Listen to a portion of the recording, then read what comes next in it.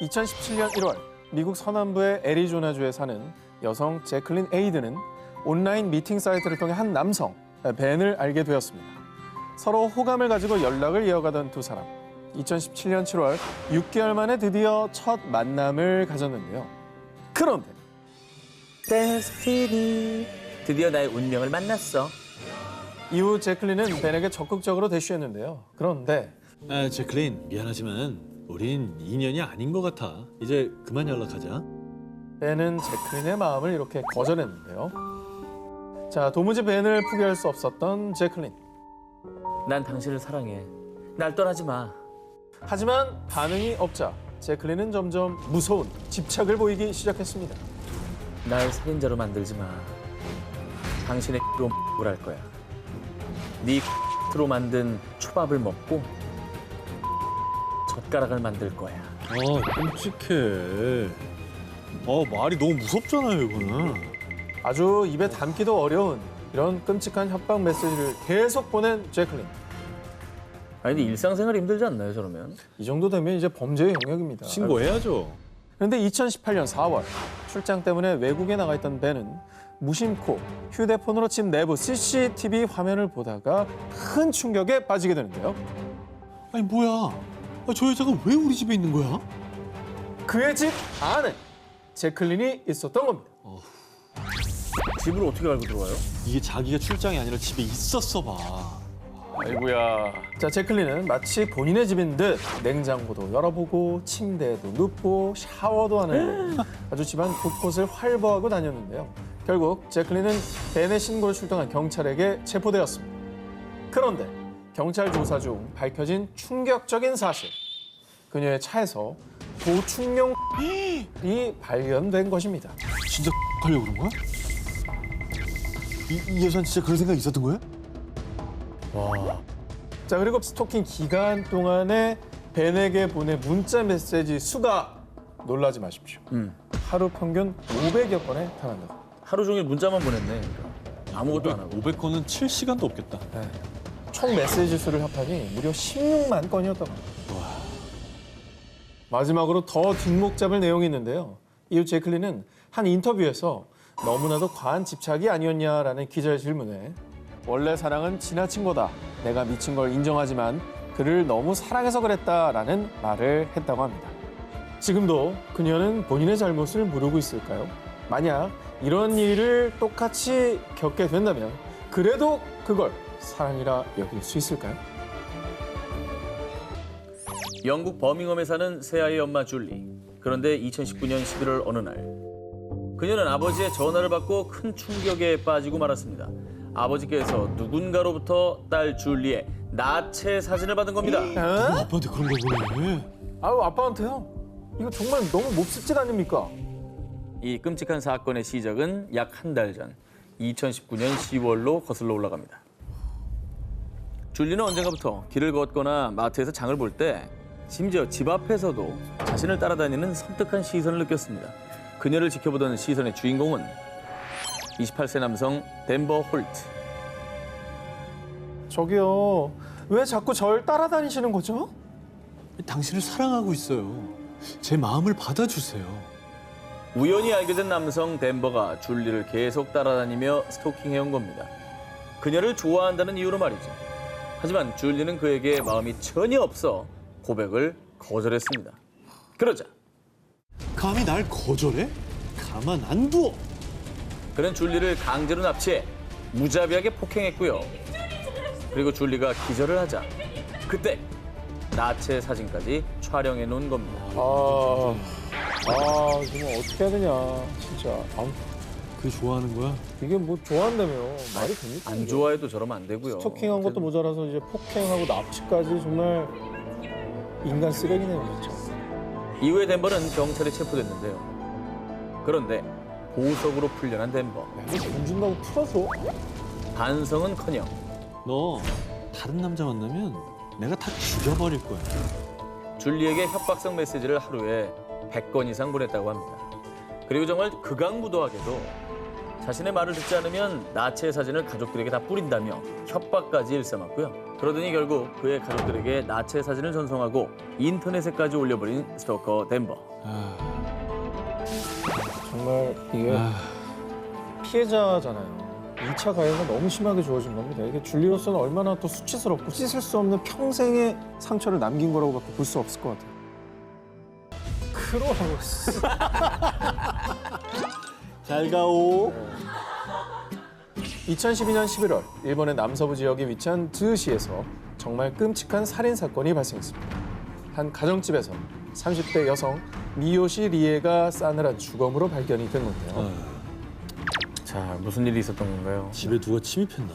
자, 이 끔찍한 사건의 시작은 8년 전으로 거슬러 올라갑니다. 2004년 리에는 한 배드민턴 교실에서 만난 코즈츠미 히데토와 교제를 하였는데요.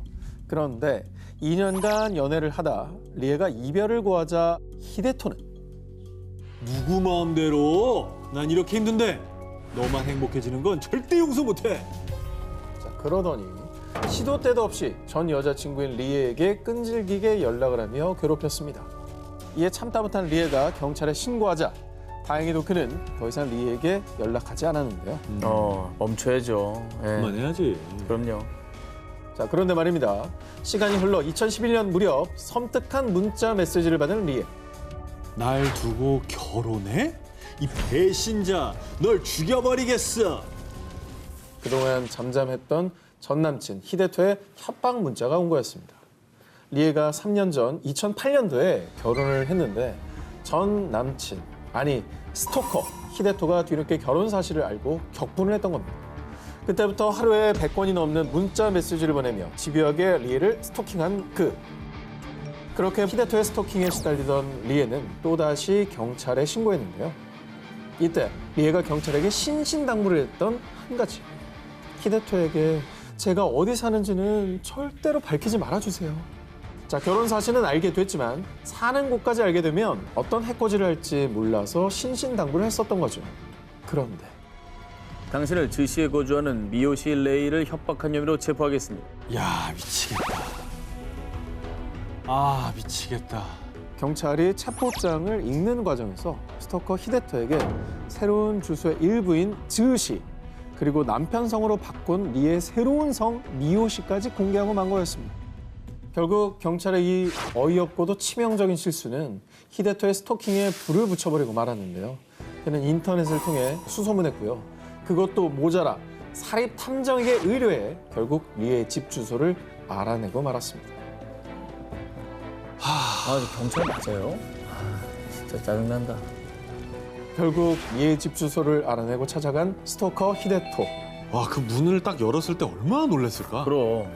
스토커 히데토는 그녀를 만나자마자 광기가 폭발, 그리고 리에를 흉기로 수차례 찔러 살해했고요. 그 역시 리에의 집에서 스스로 극단적인 선택을 했다고 합니다.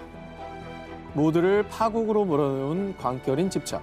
이 끔찍한 비극이 또다시 일어나선 절대로 안 될 겁니다. 2016년 독일 북부 하노버의 한 거리를 지나던 20대 여성 미용사 바네사 윈스터만. 그런데 갑자기 한 남자가 윈스터만의 앞을 가로막더니 그녀의 얼굴을 향해 정체모를 액체를 부었습니다.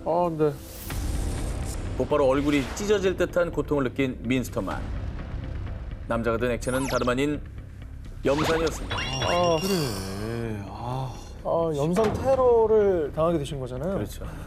어떡해. 정말 악마입니다, 악마. 이후에 윈스터만은 곧바로 병원으로 이송돼 치료를 받았는데요. 불행 중 다행으로 목숨은 건질 수 있었지만 약 2년간의 오랜 치료에도 불구하고 이미 녹아내린 얼굴 절반의 흉터는 쉽게 아물지 않았습니다. 정말 미치겠네.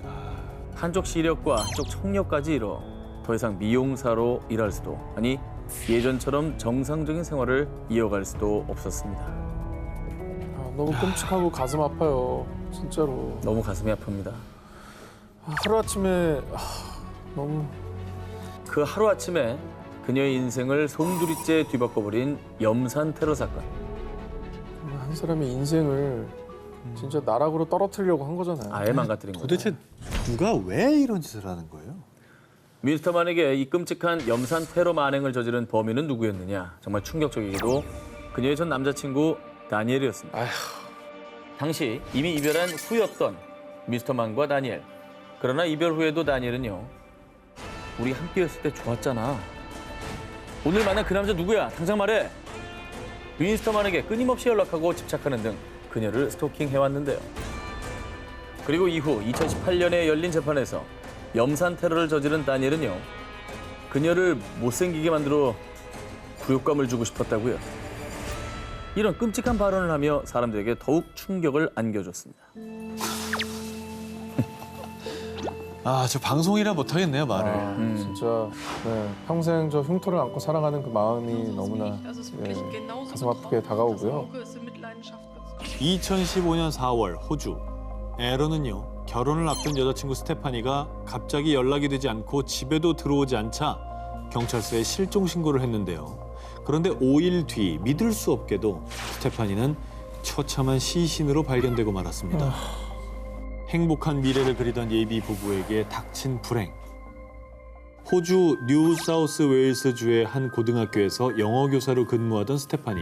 그녀는 곧 있을 결혼식으로 며칠간 수업을 할 수 없게 되자 부활절 연휴에 학교에 출근해 미리 대체 수업 준비를 했는데요.